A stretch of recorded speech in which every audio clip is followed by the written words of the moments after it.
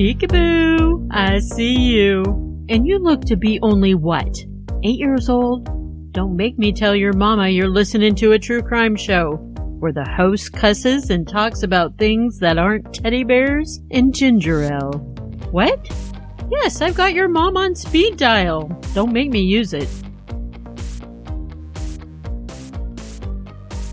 Hey there, Rainbow Warriors, and welcome to Beyond the Rainbow, True Crimes of the LGBTQ+.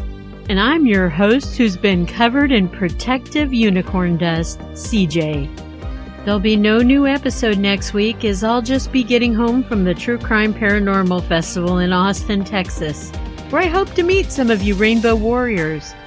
I will also have some of the protective unicorn dust at my booth should you need some. Please consider joining my Patreon for only $5 a month. You'll get ad-free early release episodes and an extra episode at the end of every month.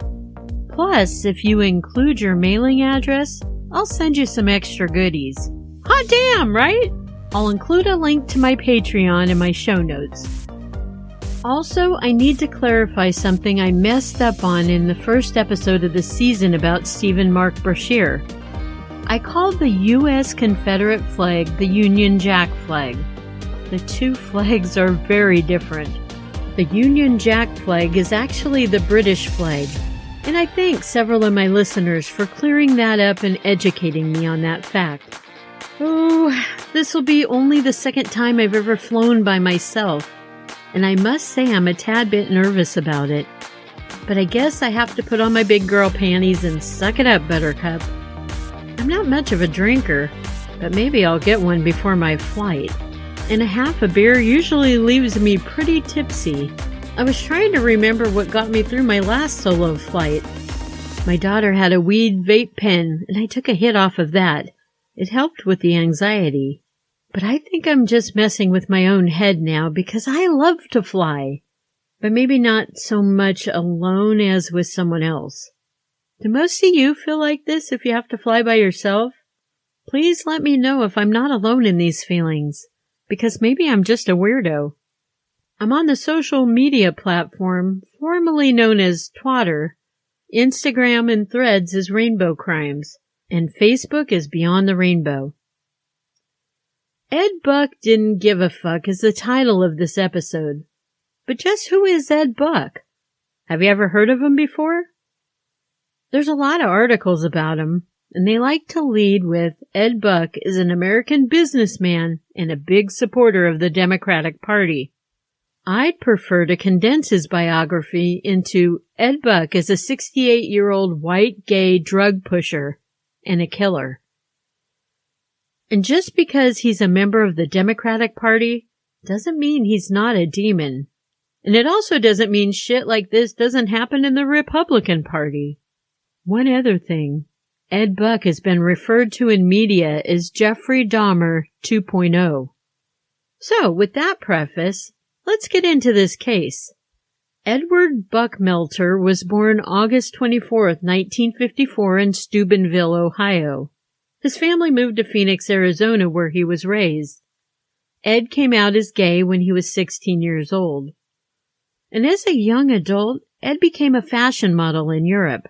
He did a few television commercials and a couple of movies as well.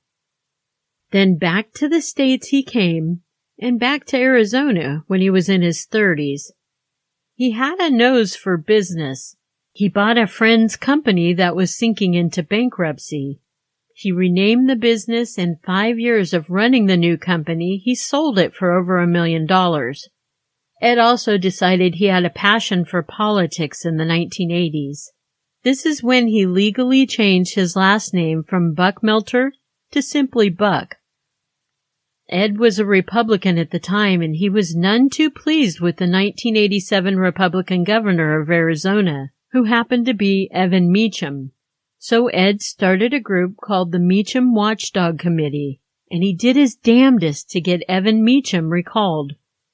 After a wave of protests, some bumper stickers demanding Meacham be recalled, and an abundance of letters written to many state officials, a recall election in Arizona was held in May of 1988. During the Meacham governorship, Meacham's supporters were brutal about Ed's sexuality, and they tried to use it against him. The supporters also discovered Ed had been arrested in 1983 for public sexual indecency, and I can only speculate on what that meant. He was also arrested for trying to get Percocet, which is a narcotic pain medicine with a fake prescription. Pretty much done with Arizona and the conservatives he'd been at odds with, Ed moved to West Hollywood, California in 1991. He switched his political party affiliation to Democrat. In West Hollywood, he became a lead advocate for LGBTQ+ rights. He was also a top financial donor to many Democratic politicians and groups that advocated for LGBTQ and animal rights. So Ed doesn't sound like such a bad guy so far, right? I mean, his backstory isn't too horrible. A little criminal trouble here and there, but nothing violent or jeopardizing to someone else. It really makes me wonder how his life took such a dark turn. Jump to 2017. Ed was 61 years old. It was a warm evening on July 27th in West Hollywood at Ed's two-bedroom apartment. A 26-year-old black gay sex worker named Jamel Moore was at Ed's place for a party and play night. Party and play is what Ed would call it when he invited a man over for drugs and sex games. Ed would supply the drugs, and the man would provide the sexual gratification for Ed and whoever else Ed invited over to partake in his sessions. This wasn't Jamel's first time for party and play night. The following entry would come out in Jamel's journal later. I honestly don't know what to do. I become addicted to drugs, and the worst one at that. Ed Buck is the one to thank. He gave me my first injection of crystal meth, and it was very painful. But after all the troubles, I became addicted to the pain and fetish fantasy. My life is at an all-time high right now, and I mean that from all ways. I ended up back at Buck's house again and got manipulated into slamming again. I even went to the point where I was forced to doing 4 within a 2-day period. This man is crazy and it's sad. Will I ever get help? Slamming refers to gay men injecting meth, GHB, and mephedrone before sex to get an uninhibited high and the ability to apparently perform better. Jamel's very last entry read, If it didn't hurt so bad, I'd kill myself. But I'll let Ed Buck do it for now. That night of July 27th, Jamel's self-fulfilling prophecy came true. Jamel had overdosed. When paramedics were called, Jamel was found lying naked on a mattress in the living room with gay porn on the TV.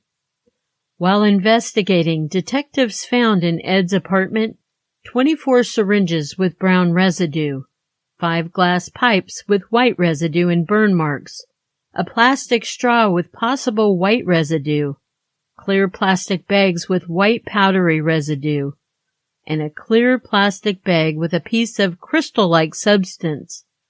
But prosecutors refused to go after Ed, citing they didn't have enough evidence for a homicide conviction. Often, party and play nights would involve Ed videotaping everything from doing the drugs to the sex.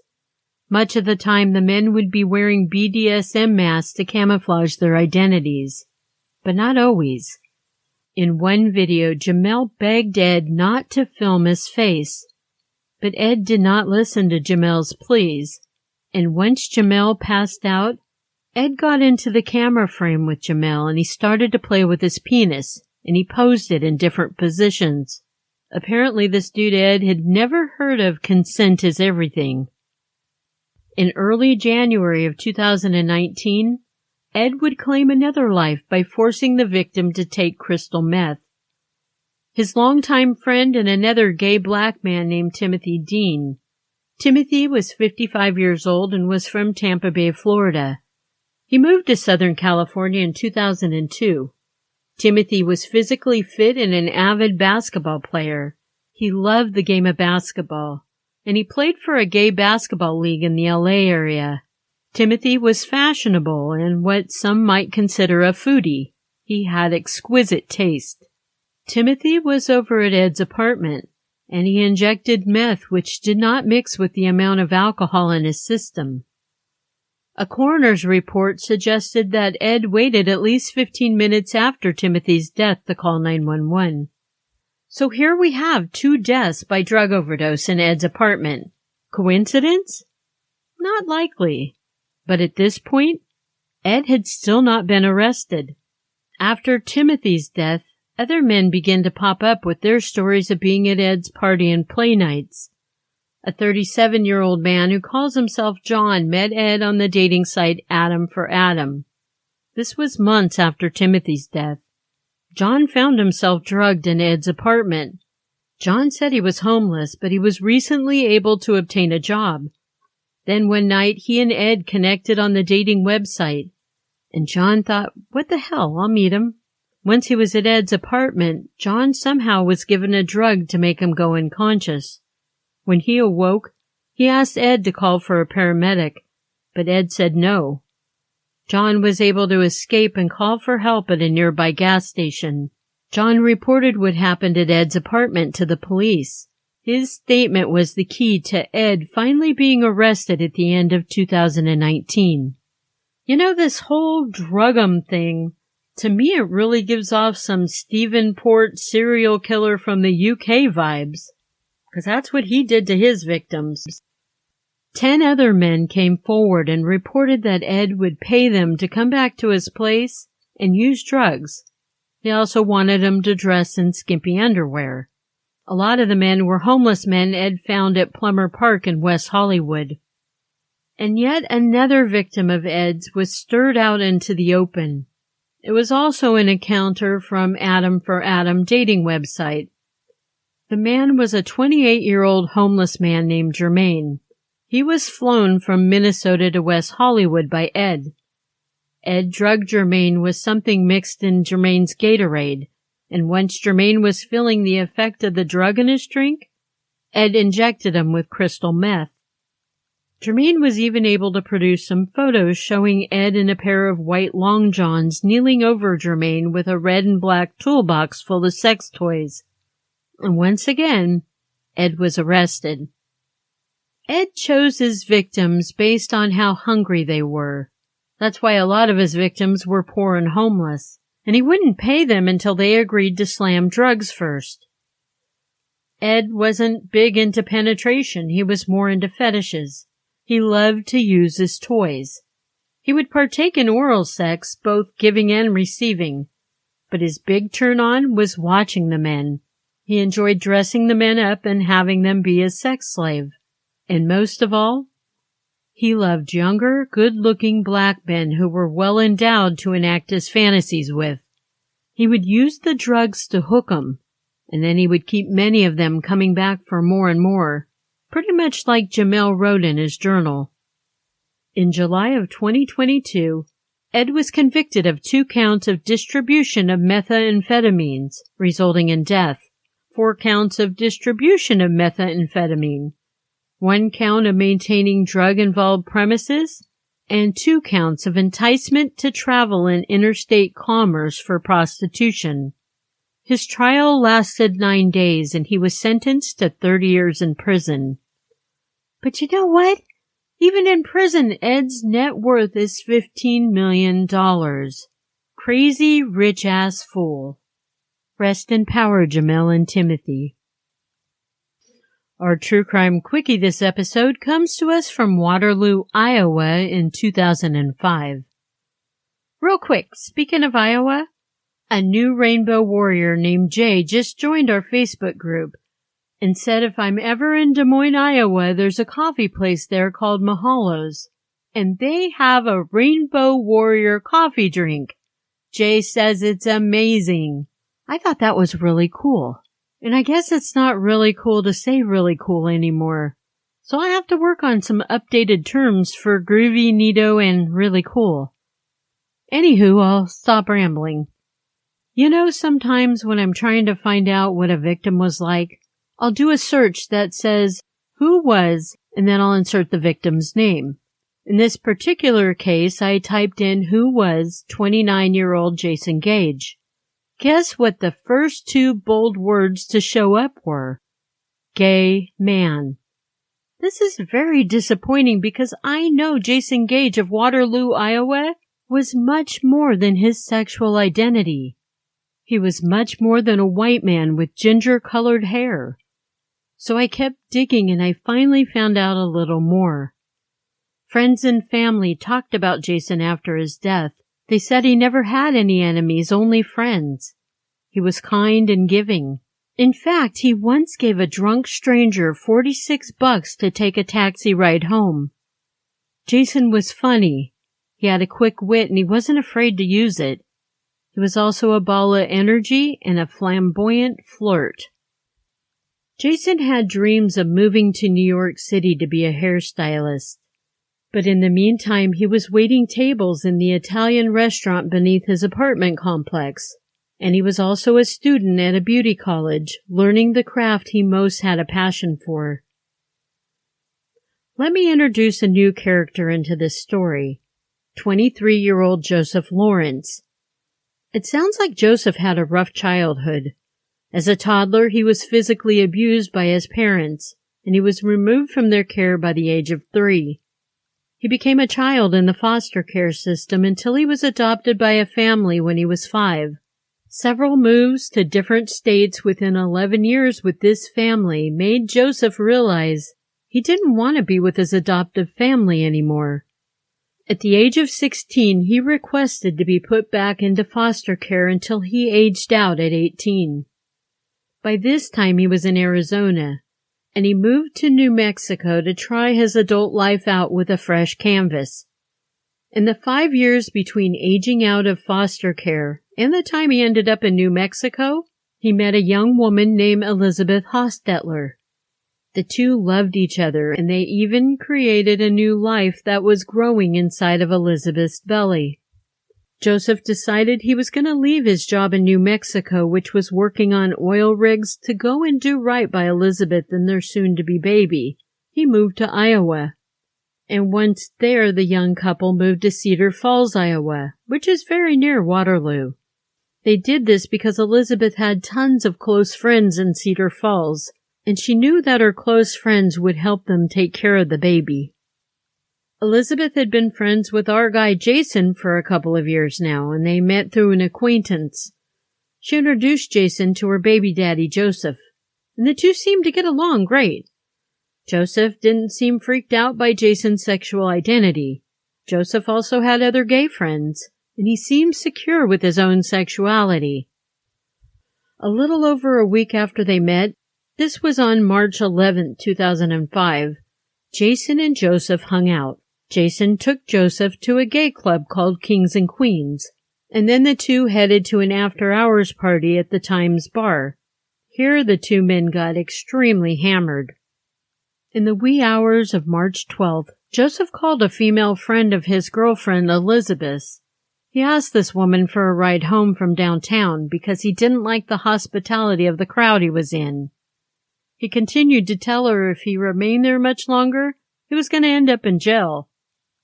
Jason told Joseph he could wait for a ride at his place. It was only 2 blocks away and they could walk there. Once at Jason's place, Joseph called a male friend of Elizabeth's and asked him for a ride as well.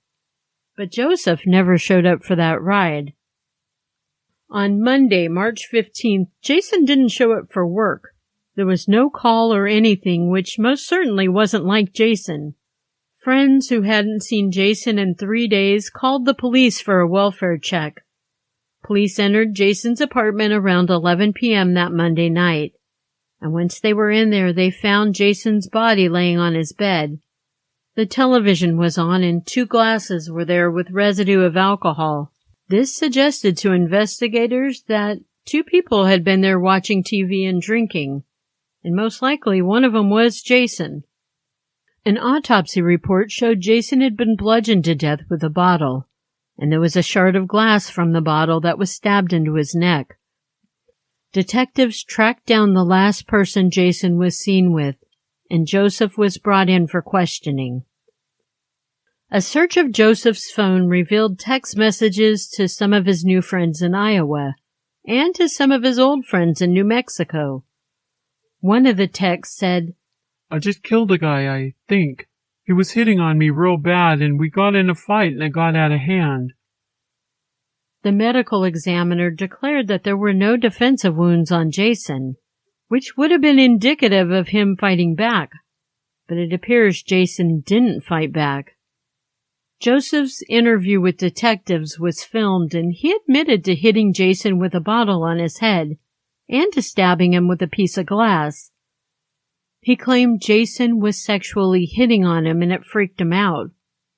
Joseph was originally charged with first-degree murder. If convicted, he would have been sentenced to life in prison, but he took an Alford plea. This allowed him to avoid admitting guilt, while he still acknowledged that he would likely have been found guilty of Jason's murder had the case gone to trial. Joseph was able to take the lesser second-degree murder charge instead. At sentencing, he claimed he had nothing appropriate to say. Which, dude, what the fuck do you mean by that? No, I'm sorry to Jason's family and friends. Wow, that's really shitty. The judge in this case sentenced Joseph to 50 years in prison. As part of his plea deal, he had to waive his rights to any appeals. He will have to serve at least 70% of his time, which would be 35 years before he's eligible for parole. Rest in power, Jason. I love you, Rainbow Warriors. Remember, you matter. And it's not a crime to be gay, unless you're a murderer. Also remember, I'll see you in a couple weeks for a new episode.